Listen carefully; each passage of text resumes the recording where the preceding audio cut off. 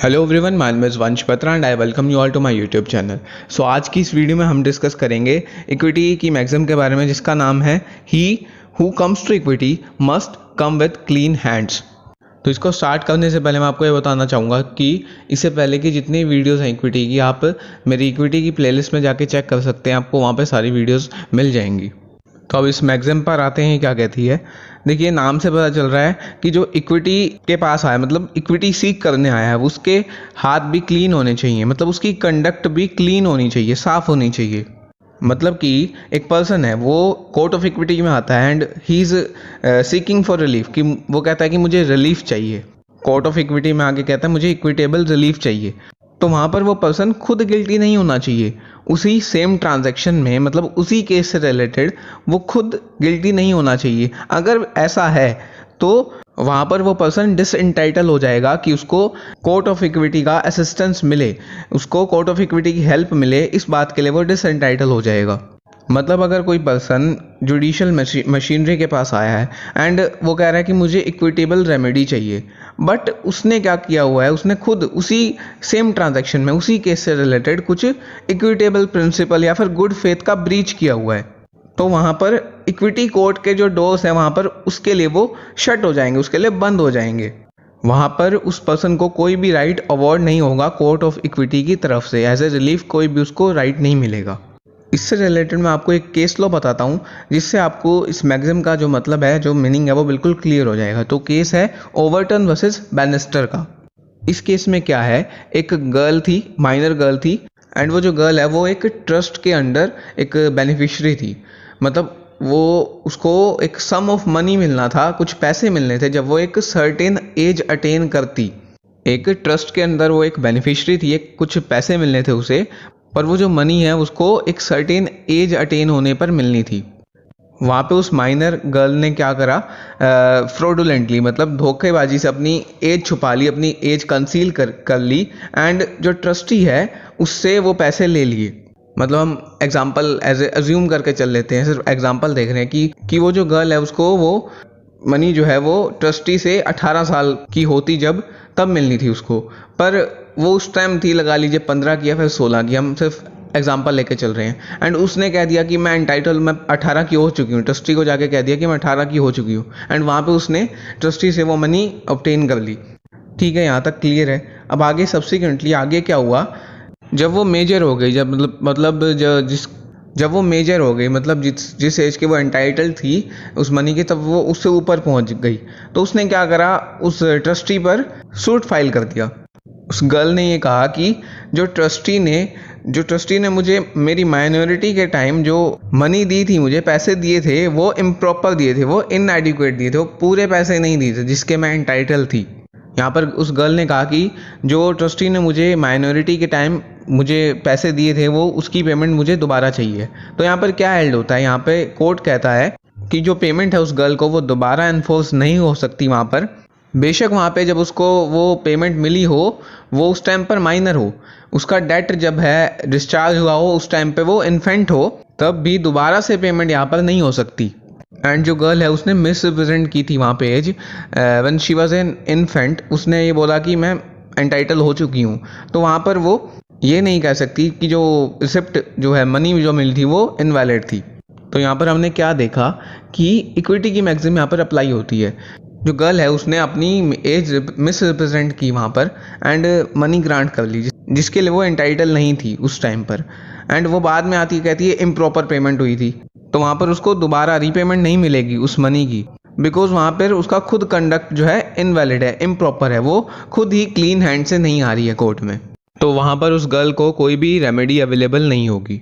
देखिए, इस मैक्सिम के अंडर जो कोर्ट ऑफ इक्विटी है ये एक्सपेक्ट करती है कि अगर कोई केस लेकर आ रहा है, तो वहाँ पर जो प्लेंटिफ है जो केस लेकर आ रहा है, तो उसकी कंडक्ट जो है वो क्लीन होनी चाहिए, उसकी कंडक्ट जो है वो अपराइट होनी चाहिए, वो सिंसियर होनी चाहिए इन द पास्ट डिफेंडेंट के साथ, एंड उसी कंडीशन पर जो कोर्ट ऑफ इक्विटी है वो उसको, उस प्लेंटिफ को रिलीफ प्रोवाइड करेगा। एंड एक बात यहाँ पर जो हमने पीछे इससे पहले की मैक्सिम डिस्कस करी, he who seeks equity must do equity, and जो प्रेजेंट मैक्सिम है he who comes to equity must come with clean hands, इन दोनों के बीच में डिफरेंस क्या है? देखिए इनमें डिफरेंस ये है कि जो पहले की मैक्सिम थी ये बात करती है फ्यूचर कंडक्ट के बारे में कि he who seeks equity must do equity, को जो इक्विटी की डिमांड करे, जो सीख करे इक्विटी को, उसको इक्विटी खुद भी करनी चाहिए। ये जो मैक्सिम ये बेस्ड है फ्यूचर कंडक्ट पे कि जब वो केस कोर्ट में होगा उस टाइम के बारे में बात हो रही है इस मैक्सिम में। पर वहीं जो ये मैक्सिम है, जो प्रेजेंट मैक्सिम है, ये बात करती है पास्ट कंडक्ट के बारे में कि जो पहले जिस चीज़ को लेकर केस चल रहा है यहाँ पर कोर्ट में, वहाँ पर खुद प्लेंटिफ की कंडक्ट कैसे थी। अब वो केस लेकर आया है, वो सूट फाइल करने आया है कोर्ट में, तो वहाँ पर जिस चीज़ के लिए वो सूट फाइल करने आया है वहाँ पर प्लेंटिफ की खुद जो कंडक्ट थी वो कैसी थी। तो ये बात करती है पास्ट कंडक्ट के बारे में। तो अब हम बात करते हैं इंडिया में इस मैक्सिम की एप्लीकेशन के बारे में कि कहाँ कहाँ ये मैक्सिम कौन कौन से सेक्शंस में, कौन कौन से एक्ट्स में इनकॉर्पोरेटेड है, किन एक्ट्स में इस मैक्सिम के जो प्रिंसिपल्स हैं हमको दिखाई देते हैं। तो फर्स्ट एक्ट है यहाँ पर इंडियन ट्रस्ट एक्ट, जिसका सेक्शन 23 इस मैक्सिम के जो प्रिंसिपल है उसको शो करता है। ये कहता है कि अगर जो ट्रस्टी है उसने ब्रीच ऑफ ट्रस्ट किया है, मतलब जो ट्रस्टी कौन होता है, एक तरीके से प्रॉपर्टी का केयर टेकर होता है। बेनिफिशियरी की जो प्रॉपर्टी, अल्टीमेटली बेनिफिशियरी की जो प्रॉपर्टी है, उस प्रॉपर्टी का जो ट्रस्टी होता है वो एक केयर टेकर होता है। उसको संभाल के रखनी होती है प्रॉपर्टी, जैसे कि उसको इंस्ट्रक्शन मिले हुए हैं उसी तरीके से वो उस प्रॉपर्टी को यूज़ करेगा। मतलब जो भी इंस्ट्रक्शन जो है ट्रस्टर देता है ट्रस्टी को, उसी तरीके से जो ट्रस्टी है वो उस प्रॉपर्टी का यूज़ करता है। पर अगर उसने ऐसा नहीं करा तो वहाँ पर जो ट्रस्टी है वो लायबल हो जाता है कि जो भी लॉस हुआ है उस प्रॉपर्टी में, वो बेनिफिशियरी को वो लॉस की भरपाई करे, वो लॉस दे बेनिफिशियरी को, जो ट्रस्टी है। पर वहाँ पर अगर जो बेनिफिशियरी है वो खुद जो है फ्रॉड से क्या करे, इंड्यूस करे ट्रस्टी को कि वो ब्रीच करे ट्रस्ट का, तो जो ट्रस्टी है वहाँ पर वो लायबल नहीं होगा अगर कोई भी लॉस होता है उस प्रॉपर्टी में उसको देने के लिए, बिकॉज वहाँ पर जो बेनिफिशियरी है उसने खुद इंड्यूस करा है ट्रस्टी को, एंड वहाँ पर उसका खुद क्लीन हैंडिंग है। बाद में वो जाके कोर्ट में डिमांड नहीं कर सकता कि मुझे एक्सपेंसेस चाहिए, क्योंकि उसने खुद फ्रॉड कर रखा है वहाँ पर। जो बेनिफिशियरी है उसके हैंड्स यहाँ पर क्लीन नहीं है बेनिफिशियरी के, तो बाद में वो डिमांड नहीं कर सकता रिलीफ के लिए। सेकंड है यहाँ पर स्पेसिफिक रिलीफ एक्ट। देखिए जो इक्विटेबल रिलीफ है, इक्विटेबल रिलीफ जो है स्पेसिफिक परफॉर्मेंस का, वो अवेलेबल तब होगा किसी कॉन्ट्रैक्ट में जब वो खुद जो कॉन्ट्रैक्ट है वो वैलिड होगा। अगर कॉन्ट्रैक्ट ही इनवैलिड है तो अब स्पेसिफिक परफॉर्मेंस उसका होगा ही नहीं, उस चीज़ से रिलेटेड इक्विटेबल रिलीफ भी नहीं मिल सकता। हमने ये डिस्कस करा था equity follows the law maxim के अंडर कि इक्विटेबल रिलीफ तभी मिलेगा कि जब जो कॉन्ट्रैक्ट है वो खुद वैलिड है एंड जहाँ पर लीगल रेमेडी इनएडिक्वेट है। ये चीज़ जो है ये इक्विटी मैक्सिम के कंकरेंट जो रिडक्शन के अंडर आती थी। अगर आपको ये चीज़ समझ नहीं आ रही तो मैं आपको ऊपर वीडियो जाके देख लीजिए, उसमें आपको बिल्कुल क्लियर होगा। आई बटन में लिंक प्रोवाइड कर दूंगा। तो इक्विटेबल रिलीफ तब मिलेगा जब इनएडिक्वेट लीगल रेमेडी हो। पर वहाँ पर क्या हो कि अगर जो प्लेंटिफ का कंडक्ट है, प्लेंटिफ का कंडक्ट मतलब प्लेंटिफ कह रहा है कि मुझे स्पेसिफिक परफॉर्मेंस चाहिए कॉन्ट्रैक्ट का, पर वहाँ पर जो प्लेंटिफ का जो कंडक्ट है वो खुद फेयर नहीं है, तो वो वहाँ पर एंटाइटल नहीं होगा उस कॉन्ट्रैक्ट में स्पेसिफिक परफॉर्मेंस के लिए। इससे रिलेटेड कुछ सेक्शंस हैं हमारे स्पेसिफिक रिलीफ एक्ट में। फर्स्ट सेक्शन है सेक्शन 22, जो ये कहता है कि जो जुरिडिक्शन है स्पेसिफिक परफॉर्मेंस की, जो फैसला आएगा स्पेसिफिक परफॉर्मेंस का वो कोर्ट के डिस्क्रिशन में होता है एंड कोर्ट बाउंड नहीं है स्पेसिफिक परफॉर्मेंस को ग्रांट करने के लिए सिर्फ इस बेस पे कि ऐसा करना लॉफुल है। ये पूरी की पूरी जो पावर है वो कोर्ट के हाथ में है, उसका डिस्क्रिशन पर है। सेक्शन 25 इसी एक्ट का डिनाई करता है, किस चीज़ में डिनाई करता है कि स्पेसिफिक परफॉर्मेंस नहीं होगा कॉन्ट्रैक्ट का, या फिर किसी प्रॉपर्टी को सेल करने के लिए, या फिर किसी प्रॉपर्टी को लेट करने के लिए। लेट करने के लिए मतलब किराए पे देने के लिए प्रॉपर्टी को, जिसको हम कह सकते हैं कि प्रॉपर्टी लीज पर देना। तो इस सेक्शन यहाँ पर कह रहा है कि स्पेसिफिक परफॉर्मेंस नहीं हो सकता किसी प्रॉपर्टी का, किसी कॉन्ट्रैक्ट का, अगर वो कॉन्ट्रैक्ट जो है सेल के लिए हो या फिर लेट के लिए हो प्रॉपर्टी के, किसी वेंडर को या फिर लेसर को।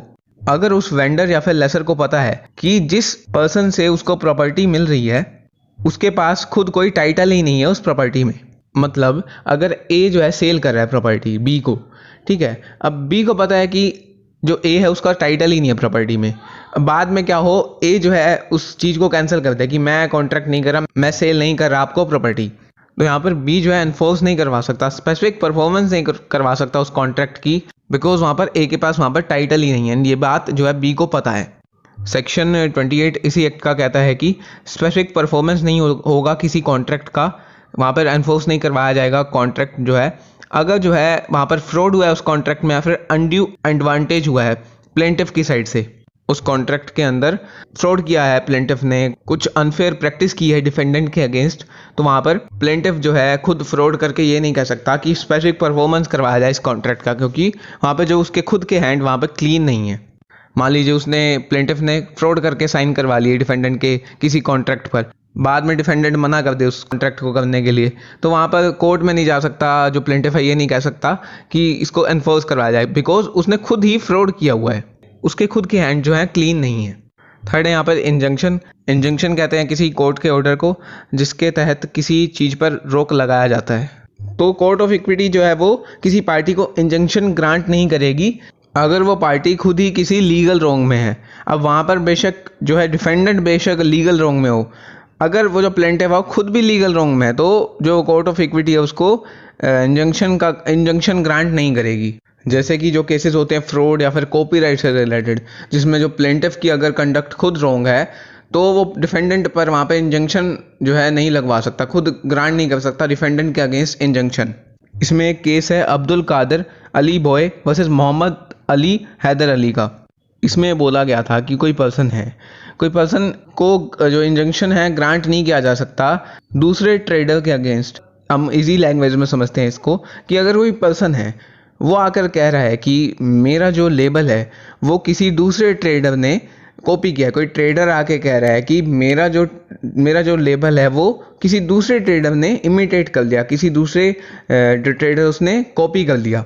लेबल यहाँ पे क्या होता है, जैसे हर एक कंपनी का अलग अलग, डोमिनोज में जो लेबल होता है जैसे कि डाइस बने होते हैं, या फिर जो KFC का लेबल होता है, एक आदमी होता है उसकी आई गेस फ्रेंच बियर्ड होती है, वो एक लेबल उसको हम कहते हैं। तो इस केस में बोला गया था कि कोई पर्सन आ रहा है एंड वो इंजंक्शन की डिमांड कर रहा है कि सामने वाले पर्सन पर रोक लगा दो क्योंकि ये मेरा लेबल कॉपी कर रहा है।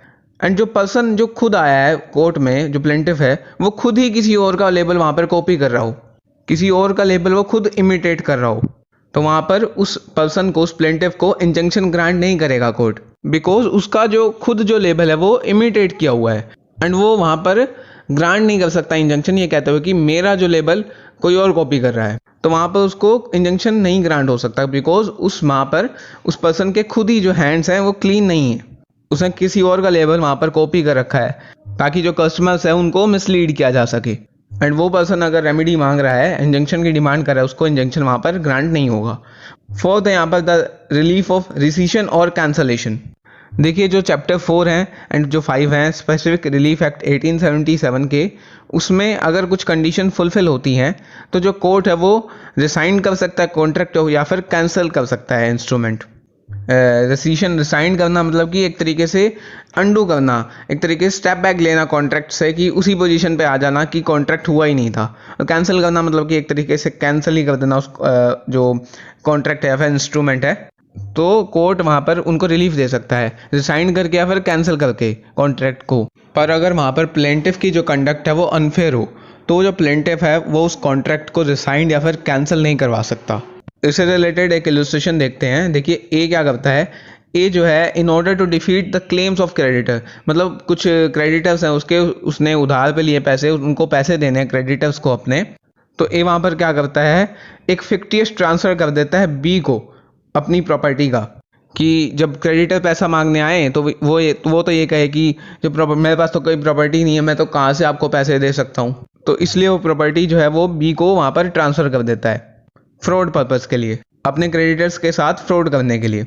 एंड आगे जब वो जो पर्पस है, फ्रॉडुलेंट पर्पस है जो ए का, वहाँ पर वो कंप्लीट हो जाता है। मान लीजिए क्रेडिटर्स चले जाते हैं, थक हार के वो पैसे मांग के चले जाते हैं, तो वो जाके कोर्ट में सूट फाइल करता है कि जो ये कॉन्ट्रैक्ट हुआ था, ये जो ट्रांसफ़र हुआ था, ये कैंसिल कर दो, इसको जो बी को मैंने प्रॉपर्टी ट्रांसफ़र करी थी ये कैंसिल कर दीजिए। तो वहाँ पर जो कोर्ट है वो कैंसिल नहीं करेगा, वो जो ट्रांसफ़र की थी ए ने बी को, उसका पर्पस था वो वहाँ पर वो फ्रॉडुलेंट पर्पस के लिए की गई थी। वहाँ पर जो ए है वो गिल्टी हो जाएगा फ्रॉड का, एंड कोर्ट जो है उस ट्रांसफ़र को कैंसिल नहीं करेगा बिकॉज जो ए का जो कंडक्ट था वो खुद अनफेयर था, उसके हैंड्स खुद क्लीन नहीं थे, तो वहाँ पर वो इक्विटेबल रिलीफ वहाँ पर सीक नहीं कर सकता। तो ये हो गया हमारा जो एप्लीकेशन जो है इस मैक्सिम का इंडिया में। लास्ट इसमें इसके 2 लिमिटेशंस हैं, वो देखते हैं। फर्स्ट है जो मैक्सिम है ये बहुत कम अप्लाई होती है जब जो केस जो है वो जो ट्रांजैक्शन है वो रिलेटेड हो पब्लिक पॉलिसी से, मतलब कोई चीज़ है जो पब्लिक पॉलिसी को इफेक्ट कर रही है। तो वहाँ पर ये नहीं देखेंगे कि जो प्लेंटिफ है उसकी कंडक्ट क्लीन है या फिर नहीं है। ये नहीं देखेंगे कि जो प्लेंटिफ है वो क्लीन हैंड से आया है या फिर नहीं आया है, बिकॉज जो ग्राउंड्स हैं वहाँ पर वो पब्लिक पॉलिसी से रिलेटेड है। सेकंड जो है जो मैक्सिम है वो एप्लीकेबल नहीं होगी जहाँ पर जो प्लेंटिफ है उसकी कंडक्ट अनफेयर है, रॉन्ग है, इनइक्विटेबल कंडक्ट है। पर अगर वो लिटिगेशन के मैटर से कनेक्ट नहीं कर रही, जो केस है उससे कनेक्ट नहीं कर रही, तो वहाँ पर ये मैक्सिम अप्लाई नहीं होगी। मतलब मान लीजिए ए जो है प्लेंटिफ है, बी जो है डिफेंडेंट है। यहाँ पर बी ये कह सकता है कि ए जो प्लेंटिफ है इसने इस केस के अंदर मुझसे फ्रॉड किया है, तो वो चीज़ वैलिड होगी, बिल्कुल ठीक है। पर वहाँ पर बी ये नहीं कह सकता कि जो ए है उसने 1 साल पहले भी मुझसे फ्रॉड किया था, पर वो जो फ्रॉड है अगर वो इस केस से रिलेटेड नहीं है, इसी ट्रांजैक्शन से रिलेटेड नहीं है, तो वहाँ पर ये मैक्सिम अप्लाई नहीं होगी। वहाँ पर जो प्लेंटिफ है उसको वहाँ पर रिलीफ मिलेगा। सो यही था हमारा आज का टॉपिक। होप सो आपको वीडियो अच्छी लगी होगी। वीडियो अच्छी लगी तो प्लीज़ लाइक कीजिए एंड सब्सक्राइब कीजिए इस चैनल को और भी लॉ टॉपिक से रिलेटेड वीडियोस देखने के लिए। So that was it for today. Have a nice day.